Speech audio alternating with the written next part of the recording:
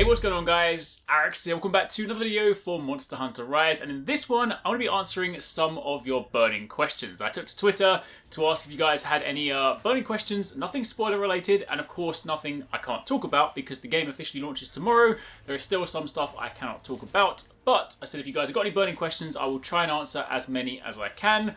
So I went through there and picked a handful of those, and we're going to answer them in this video. So I hope you guys enjoy this. If you do, then a like would be super appreciated. Comment down below if you have any more questions. I will try and answer as many of them as I can amidst making a lot of videos, working on loads of videos for you guys that will be dropping over the coming weeks and whatnot. So lots to look forward to.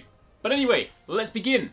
Question number one is, what is the soundtrack like? Well, I'm not going to show you. You can experience it yourself. But all I'm going to say is this soundtrack is fantastic. There are some really good tunes. I love Magnum Marlowe's tune. Magnum Marlowe's theme tune might be my new favourite one, apart from one song that occurs at a certain point in the game.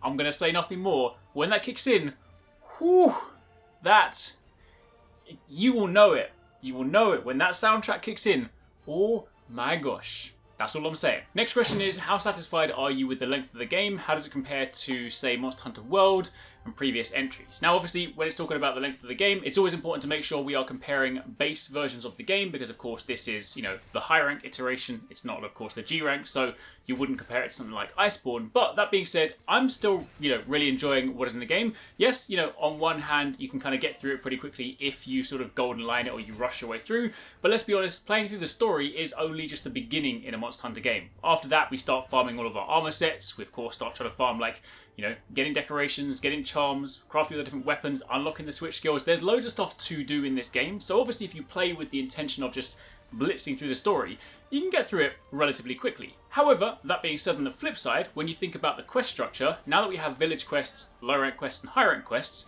whereas something like World, of course, just had it all in one, you play through the story quests and they're just all in the same place. They didn't have the separation between village and, hub quests. In that respect, it kind of feels, maybe a little bit more volume. We've, of course, got a nice degree of monsters. In fact, I think if you could have compared it, I do think this has more monsters than World. But honestly, I've still easily sunk over 100 hours already, and I'm just only getting started. There's still more stuff that I want to unlock, stuff that I want to craft, stuff that I want to do. I know, without question, I'm easily going to get another 1,000 hours out of this game, as I always do with most Monster Hunter games, so I'm not worried in the slightest. And yes, okay, if you get to the end of the game, you realise that, Capcom said they will be releasing the, the update later on that unlocks the Hunter rank cap. So some of the stuff you may know as staples may not be there to begin with. But honestly, I think there's enough to keep us busy. And the fact that they've already said the first update is coming as early as April, I feel like stuff's just going to be dropping and it'll be plenty of stuff to keep us busy. So I'm happy. Next question said, this will probably go into spoiler territory, but are the weapons slap-on designs or original designs? I wouldn't say that's spoiler. I'm not going to show you the weapons because I want to keep it a surprise, but all I will say is, no, the weapon designs are fantastic. The way they've done it is that if that monster was created in world, so take something like Kuliaku, if it was created in world, and by extension it has a slap-on design, it still has a slap-on design because it is a world creation. But if it is a weapon from a monster that existed before that, something like Tigrex. Tigrex has a fantastic insect glaive, and of course all the new monsters, they are all incredible design. There are some really, really cool weapons, and some of them don't even come from monsters, some of them come from some other stuff you could do around the game. Let's just say there's a lot of cool stuff to craft. Next one is technically 3 quick questions. I can't answer the first one. The second one, new favourite weapon and move skill? Yeah, maybe Shoryugeki for the sword and shield, because this is kind of badass. Or this one. Just jumping up in the sky and performing an SAD whenever you want. Whew, I never thought I'd be doing that. Also, favourite little detail from in the game. I only discovered this one today, but at the end of the quest, of course, you have all the different animations where your hunter interacts sometimes with themselves, the Kahoot, your buddies. Today I got a really cool one where my cat jumped on the back of my Palamute and he fist bumped the hunter. I just love that. Next question says, based on your experience so far, what do you think will stand out the most when the game launches? What do you think people will be speaking about most, in the future? And honestly, I think for this one, it's going to be switch skills and the wire bug. Both of these are fantastic. I love the wire bug so much.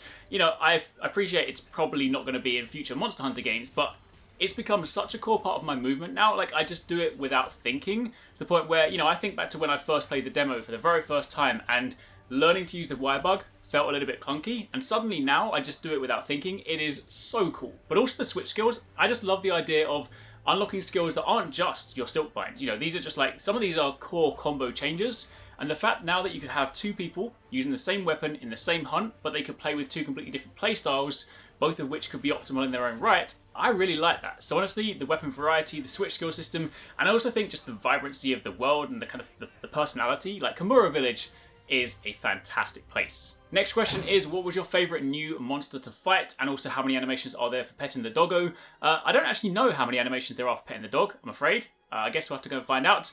New monster, I actually really like fighting Goshalag. I think it's a really cool monster, like structural wise, of course, it's standing up on its legs, you know, with the kind of two menacing ice claws that it can turn into like claws and clubs, is just fantastic, and I just really like it. You know, it might not be the toughest monster, but it is cool the way that it goes red when it goes enraged. It's kind of got the laser beam. It's just, there's a lot of kind of cool menacing things about it that honestly I really like. Next question is, what is the spiciest weapon? In fact, that actually pairs nicely with this question, or more of a statement, which is, I just want Valstrax back. Give me my Rocket Power Gun Lance and Rocket Power Wyvern. Well, Valstrax is not in the game, the spiciest weapon. I kind of got to give it to the Gun Lance, because yo, I can do this.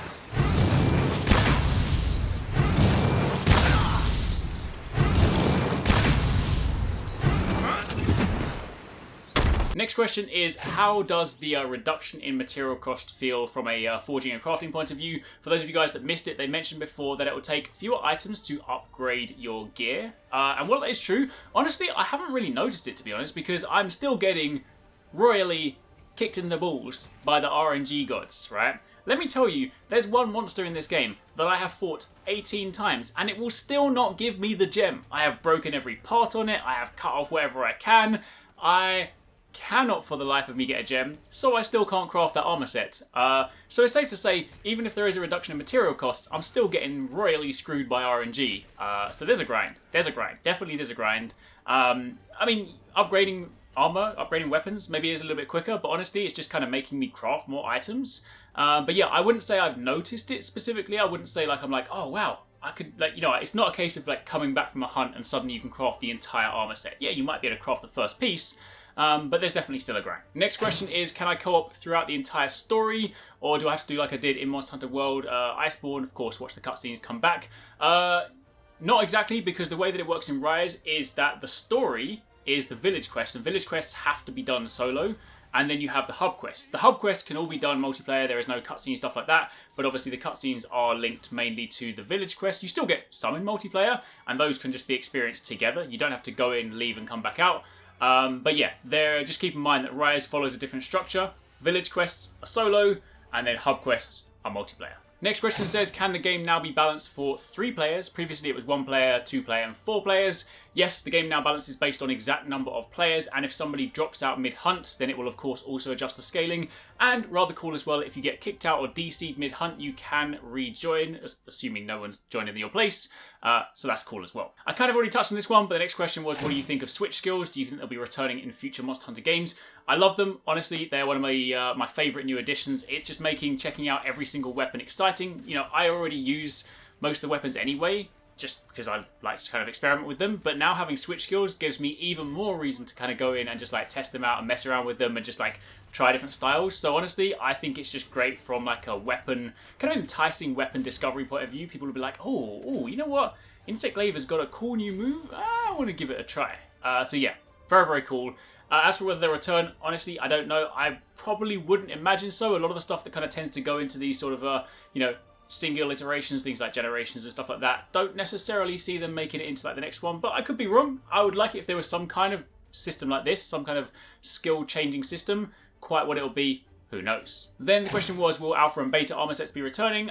Nope, it's just 1 armor set per monster now, so it is streamlined. On one hand, people will be like, oh, that's kind of a shame because obviously there was more variety before. On the other hand, it was always kind of annoying sometimes having to choose between alpha and beta. I mean, choice is always good, but yeah, now it's just 1 armor set per monster. And then finally, last question is, how do you throw flash bombs now? Is it like the older games where you can now throw them wherever you want? You throw flash bombs like this. Same with the tranq bombs, and you can throw them from the sky as well. So it's kind of cool. Anyway, there you have it. There's a few questions. There are some of your burning questions. Obviously, I couldn't get to every single one of them, but for the time being, I hope you guys enjoyed that. Be sure to keep it locked because we've got plenty more Rise coverage coming your way, and I'll catch you guys in the next one. If you want to catch more from us at Arekkz Gaming, don't forget you can catch the guys 269, Paradise Central and Invest More streaming over on Twitch weekdays, playing a variety of games. If you guys want to jump in, tune in, watch and even join in, then make sure you check them out. The links to those are in the description box down below, and of course you can join the Discord to get involved in all of the discussions.